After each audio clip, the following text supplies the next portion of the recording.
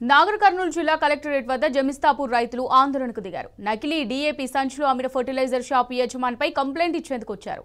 జిల్లా కేంద్రంలోని నాగార్జున ఫర్టిలైజర్ షాప్లో నకిలీ డీఏపీ కొని మోసపోయామని రైతులు ఆరోపిస్తున్నారు.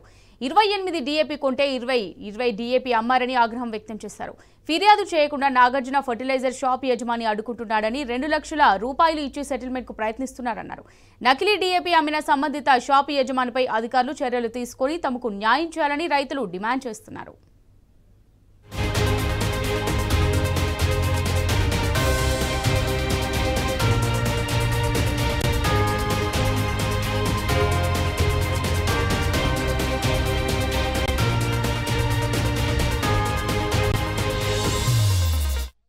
మేము 28 ఫర్టిలైజర్ పిండి తీసుకొస్తామని నాగార్జున ఫర్టిలైజర్ నాగర్ కర్నూలుకి వచ్చినాం.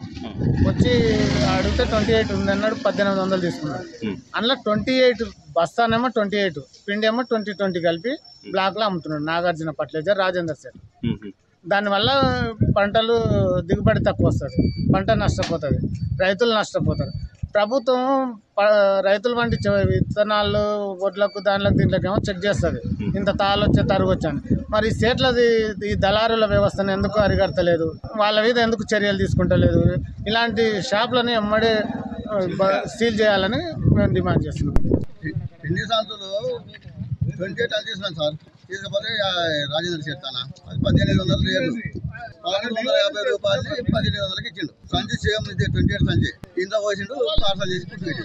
సైజు దీంట్లో తేడా ఉంటుంది. 1150 సార్. అది 28 ఆ కాలి బస్తాలల్లో ఈ 2020 డిఏపీ వచ్చింది. డిఏపీ అడుగు పిండి వచ్చింది. మేము చూస్తే అనుమానం వచ్చి తెరిచినాము. తెరిస్తే కలర్ వేరే ఉంది. 2020 ఇది మాత్రం ఒరిజినల్ 28 కాలు బస్తాల 2020 అడుగు పిండి కలిపి నింపి పంపించారు. మేము ఇక్కడికి వచ్చే వరకు కాలబేరానికి వచ్చింది ఆయన. అదేదో బై మిస్టేక్ జరిగింది, మేము మళ్ళీ వేరేది మీకు ఒరిజినల్ తీసుకోని అంటున్నారు. ప్రతి ఒక్క ఎమ్మెల్యే అంటున్నాడు నేను రైతు కుటుంబం నుంచే వచ్చినా అని. మరి ఏది నువ్వు రైతు కుటుంబం నుంచి వచ్చినా అని చెప్తున్నావు? ఏది ఇదేనా రైతుకు జరిగేది? బ్లాక్లో ఇష్టం వచ్చినట్టు దొరుకుతుంది, గవర్నమెంట్ ద్వారా ఎందుకు వస్తలేదు? 250 రూపాయల ఈరే సంచి 400 అమ్ముతారు బ్లాక్లో. ఏం బ్లాక్ను అరిగట్టలేరా? లంచాలు తీసుకుంటారు, మీరు మీ ఇష్టం వచ్చినట్టు తీసుకొని మీ ఇష్టం వచ్చిన రేటుకి అమ్ముతారు. మీ జేబులు నింపుకోరి, రైతులు మాత్రం పైకి రానియకండి. దీనికి ఎందుకు మీరు స్పందించారు? ఇక ఇదే అంశానికి సంబంధించి మరింత సమాచారం మా ప్రతినిధి శేఖరాచారి అందిస్తారు. శేఖరాచారి.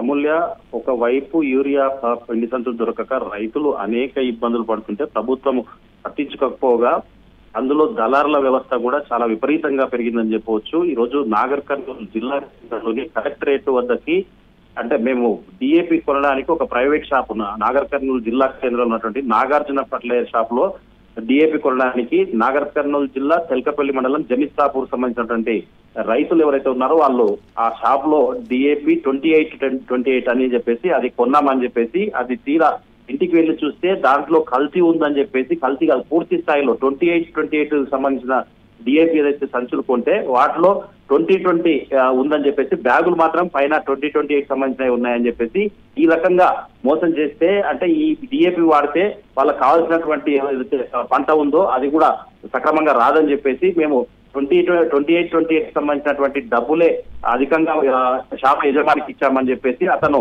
మోసం చేశాడని చెప్పేసి తిరిగి మేము ఏం చేయలేని పరిస్థితుల్లో 2-3 సార్లు ఫోన్ చేస్తే కూడా షాప్ యజమాని పట్టించుకోపోగా మేము కలెక్టర్ కు ఫిర్యాదు చేయడానికి కలెక్టరేట్ వద్దకు వచ్చామని చెప్పేసి ఆ రైతులంతా జమిస్తాపూర్ గ్రామానికి సంబంధించిన రైతులు తమ తీసుకుపోయినటువంటి మోసపోయినటువంటి ఏదైతే డిఏపీ సంచులు ఉన్నాయో ఆ బ్యాగులను తీసుకొని ఆటోలో తీసుకొని కలెక్టరేట్ వద్దకు వచ్చారు.